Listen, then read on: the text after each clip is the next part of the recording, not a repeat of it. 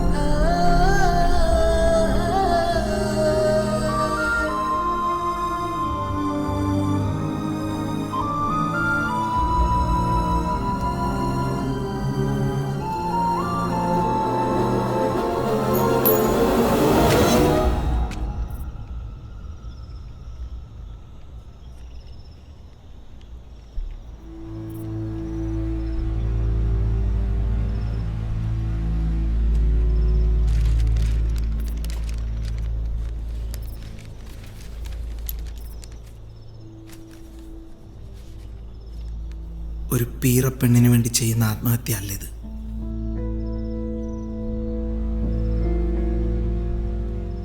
എൻ്റെ ആത്മഹത്യ ഒരു കൊലപാതകമാണ്. കൊലയാളി ഒരാളല്ല, ഒരുപാട് പേരാണ്.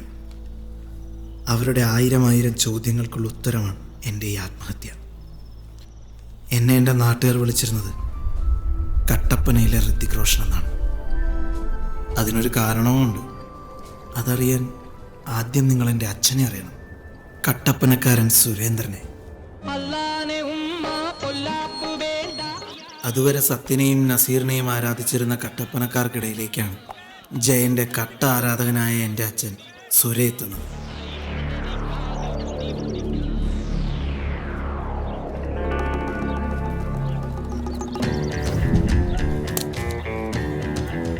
വേണമെങ്കിൽ ക്യൂ നിന്നെടുക്കാം.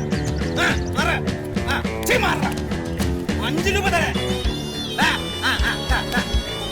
3-5.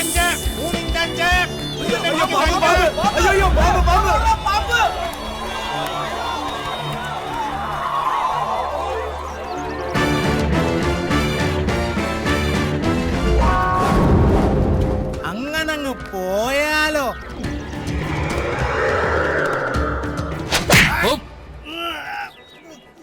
കത്തി കളിക്കാനുള്ള സാധനമല്ല.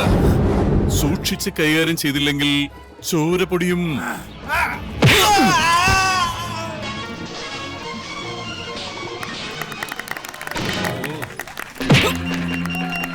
Maybe we are poor, coolies, trolley pullers, but we are not beggars. അങ്ങാടി സിനിമയിലെ യൂണിയൻകാരനായ ജയനെ കണ്ടതോടുകൂടി അച്ഛൻ കൃഷിപ്പണിയൊക്കെ നിർത്തി ചുമത്തൊഴിലാളിയായി. If you dare to say that word once more, Let it be the last time. If you are dare to say that word once more, I will pull out your bloody tongue. ഇതൊക്കെ ഞങ്ങളോട് പറഞ്ഞ എന്തിനാ? ഇവന് ജയന്റെ വട്ടാണ്. പിന്നല്ലാണ്ട്. സുരേഷേട്ടാ, എന്തുപറ്റി? നമ്മുടെ next ചന്ദ്രൻ ഇന്ന് ഇറങ്ങും.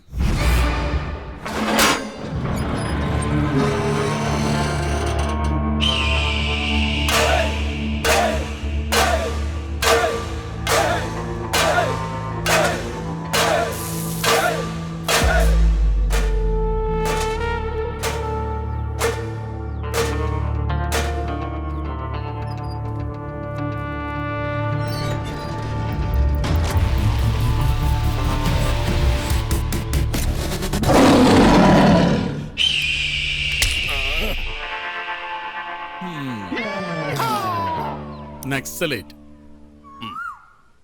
നീ ഒരു റീ എൻട്രിക്ക് ശ്രമിക്കുമ്പോ ആരംഭത്തിലെ അപമാനം. അതല്ല, എന്നാലും നീ എങ്ങനെയാടാ നക്സലൈറ്റ് ആയത്?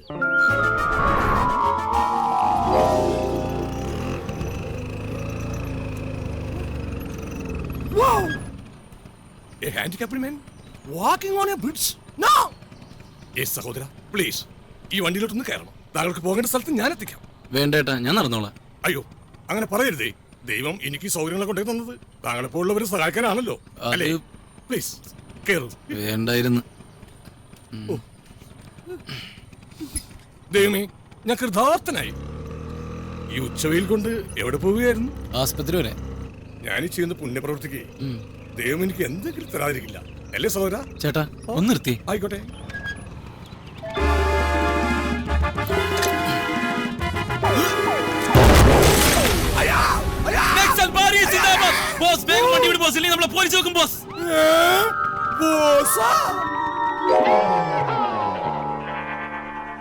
അങ്ങനെ ഞാനും നെക്സ്റ്റ് ആയി. ഓട്ടടാ, സാരമില്ല. തൊട്ടുപോകെ തന്നെ ഇടികൊണ്ട് പഴുത്തിരിക്കുക. അത്രേ ഉള്ളൂ. കോളിളക്കം എന്ന ചിത്രത്തിന്റെ ചിത്രീകരണ വേളയിലുണ്ടായ ഹെലികോപ്റ്റർ അപകടത്തെ തുടർന്ന് സിനിമാ താരം ജയൻ കൊല്ലപ്പെട്ടു. സുരേ, ജയൻ പോയി ചന്ദ്രൻ. ജയനില്ലാത്ത ഈ ലോകത്ത് ഞാനിനി ഉണ്ടാവില്ല. ഞാനും മരിക്കാൻ പോവുക. നീ എന്താണ് സുരേ ഈ പറയണത്? നീ മരിച്ചിട്ടല്ല ജയനോടുള്ള സ്നേഹം കാണിക്കേണ്ടത്, ജീവിച്ചു കാണിക്ക് ജയനെ പോലെ. നിനക്കത് പറ്റും. മലയാള സിനിമയിൽ നീയാണിനി ജയൻ, ജൂനിയർ ജയൻ.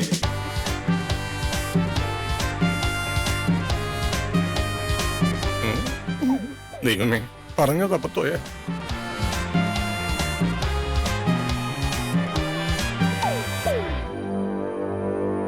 അപ്പൊ എല്ലാം പറഞ്ഞ പോലെ പോയിട്ട് വരാം. സ്ക്രീനിൽ കാണാടാ. ഇനി ജയനായിട്ട് വരണോട്ടോ. ഓക്കെ, ചിന്താബോ. സ്ക്രീനിൽ കാണാം. മലയാള സിനിമയിൽ ജയന്റെ വിടവ് നികത്താൻ നാട്ടുകാരുടെ എല്ലാ ആശീർവാദങ്ങളോടെ അച്ഛൻ മദിരാശിക്ക് വണ്ടി കയറി.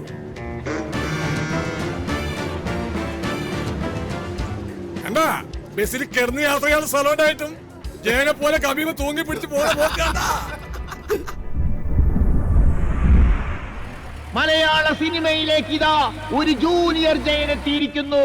നാളെ മുതൽ കട്ടപ്പന സന്തോഷ് ടാക്കീസിൽ ഭീമൻ 3 കളികൾ. ഭീമൻ ജൂനിയർ ജയൻ രഘുവിനോടൊപ്പം വെള്ളിത്തിരയിൽ നിങ്ങളുടെ ഇഷ്ടതാരങ്ങളും വരുവിൻ കാണുവിൻ. ജയന്റെ വിടവ് നികത്താൻ ഭീമം വന്ന സ്ഥിതിക്ക് ഇനി അർജുനന്റെയും നകുലന്റെയും സഹദേവന്റെയും സുരേന്ദ്രന്റെ ആവശ്യമില്ല.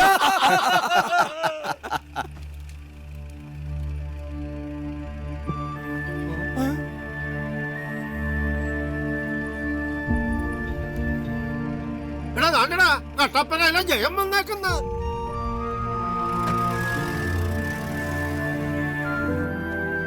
ജയനാവും പോയിട്ട് ജഗ്ഗുമായിട്ടാണല്ലോ നീ തിരിച്ചു വന്നേക്കണത്. പ്രേമനസീന്റെ ക്ഷീരക്കൊക്കെ സുഖം തന്നെയാണോ ജയ? സുര വിളിച്ച ജയനാകത്തില്ല. ചുമ്മാ കട്ടപ്പനക്കാരുടെ വില കളയാതെ അവൻ നടനേകാൻ നടക്കുന്നു. നിർത്തടാ.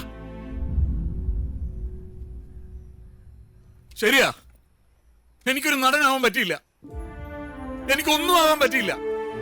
പക്ഷെ ഈ നാട്ടുകാരെല്ലാവരും കേൾക്കാൻ വേണ്ടി പറയാ, എന്റെ മോനെ ഞാനൊരു നടനാക്കും. എല്ലാവരും കൊതിക്കുന്നൊരു നടൻ, ഒരുപാട് ആരാധകരുള്ള നല്ലൊരു നായക നടൻ. നോക്കിക്കോ, ഞാനാ പറയുന്നത്.